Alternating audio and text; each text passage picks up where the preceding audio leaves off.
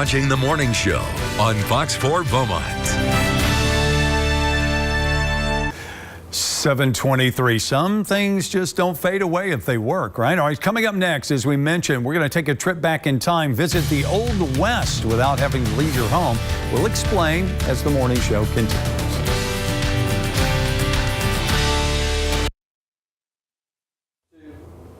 7:26 now on a Thursday edition of the morning show. This evening, the McFaddin Ward House in Beaumont offering a chance to travel back in time. It's a free lecture. It's going to focus on the 6 guns attributed to 4 of the most famous and fascinating figures of the Old West. Joining us this morning, Jim Supica, the director of the NRA Museums, and he will be the featured speaker. It's nice to have you with us this morning, Jim. And I know I'm fascinated, I'm sure a lot of people are too, by these weapons, these 6-shooters, as they were called. But I wanted to, if you can, dispel a basic myth for me, and I think all of us who've been fans of Westerns, when they see a guy draw one of these guns and they shoot 20 times in a matter of 5 seconds, and you're like, well, first of all, it only holds 6 bullets. But, you know, that whole fanning thing, was there any truth to that, or were these pretty much, you know, cock and shoot and slow weapons to use?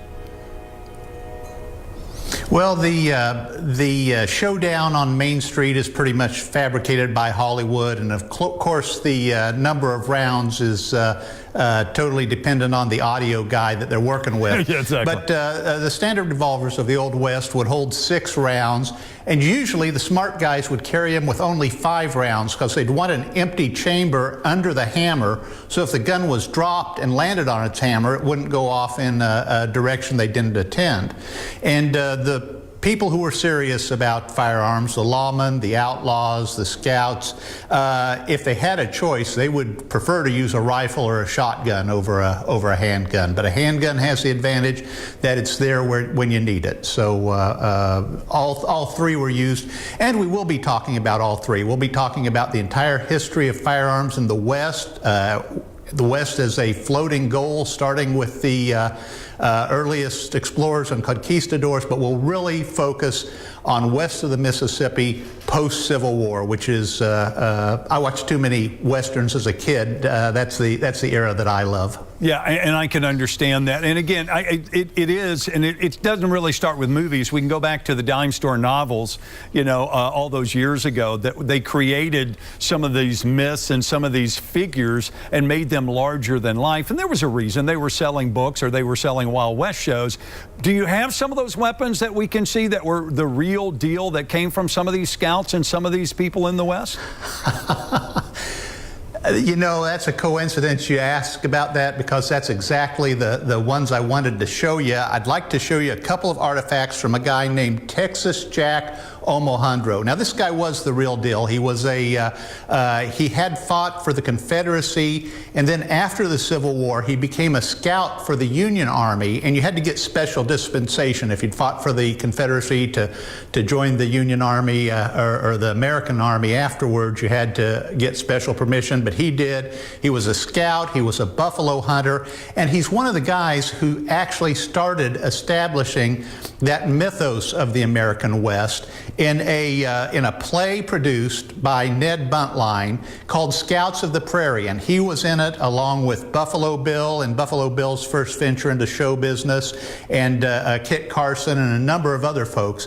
And I brought 2 of his artifacts here to show you. One is this ivory cane with the dog's head on it that he had made as a gift with the names of the different people that were in the Scouts of the Prairie. So there's Kit Carson, there's Buffalo Bill, there's Texas Jack's wife, who was the dancer for the production, Mademoiselle Merlocki, the beautiful, it says on the cane. Wow. But it's a beautiful, beautiful artifact. And Texas Jack was, like I say, he was the real deal. And we're going to talk again in a little bit, I think. And when we do that, I'd like to show you his revolver, and I'll tell you how that helped establish one of America's great firearms companies. Okay, we'll do that, and we'll get into a little bit more depth. Let me give folks just kind of an overview of what's coming up tonight. Thanks, Jim. Again, Jim will be lecturing tonight, McFaddin Ward House. If you haven't been, they're free lectures. You can come and enjoy that. And again, obviously he'll get into depth, and no doubt he will also do some question and answer coming up tonight at the McFaddin Ward House. So we have all the information on the screen for you. Take advantage of that.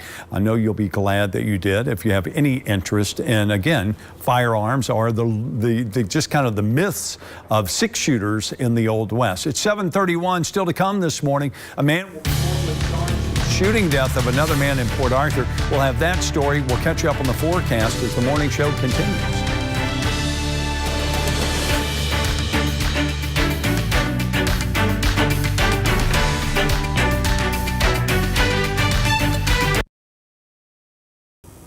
$8:19 now, still ahead on the morning show. Today is your chance to travel back to the Old West. We're learning more about 4 key figures of the McFaddin Ward House next.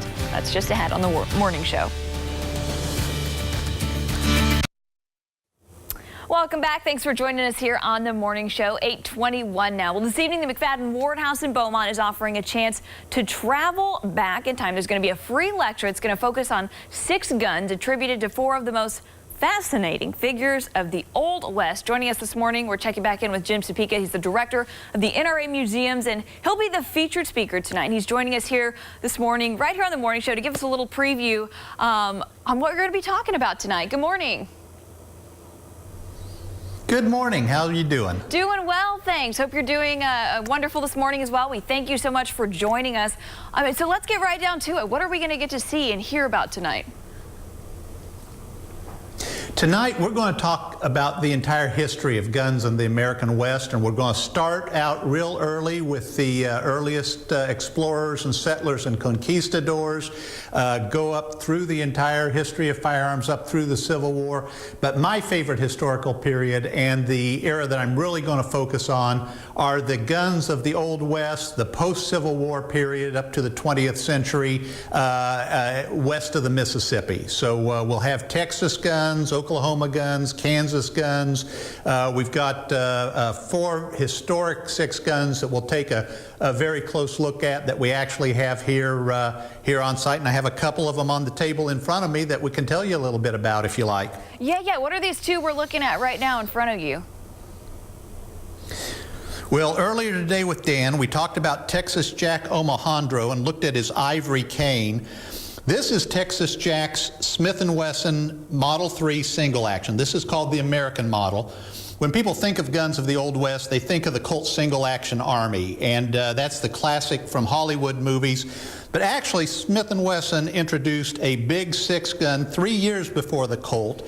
And it took Colt clear to the 20th century to catch up with production of Smith & Wesson, and Texas Jack Omohundro is one of the reasons for that. He was a famous scout and buffalo hunter and Old West showman, and in the early 1870s, Grand Duke of Alexis of Russia came over to America for a buffalo hunt, and Texas Jack was his scout, and Texas Jack was carrying a Smith & Wesson American Model 3.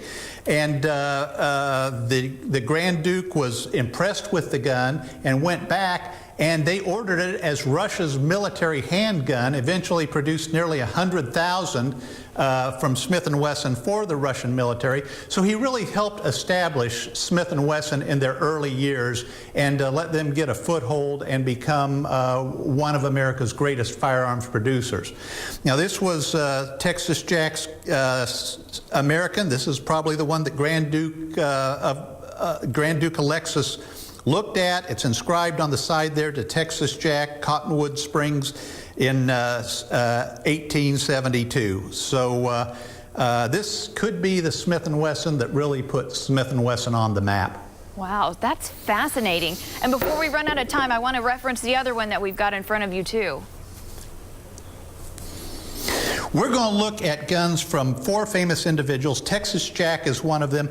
This one is from U.S. Deputy Marshal Bass Reeves, one of the most remarkable lawmen of the Old West, the first African-American U.S. Marshal west of the Mississippi, credited with over 3,000 arrests in a 30-year career. We're also going to be looking at guns that were owned by Jesse James and by Black Jack Ketchum.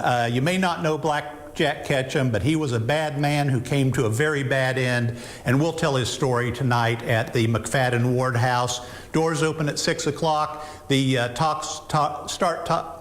can't talk today. The talk starts at 6:30, and folks are welcome. I hope they'll all come out. We're going to have a good time, and we're going to see some very historic firearms. Absolutely, very interesting. And there will also be kind of a Q&A format too, so anybody that has, a lot of questions, they'll be able to ask you that as well.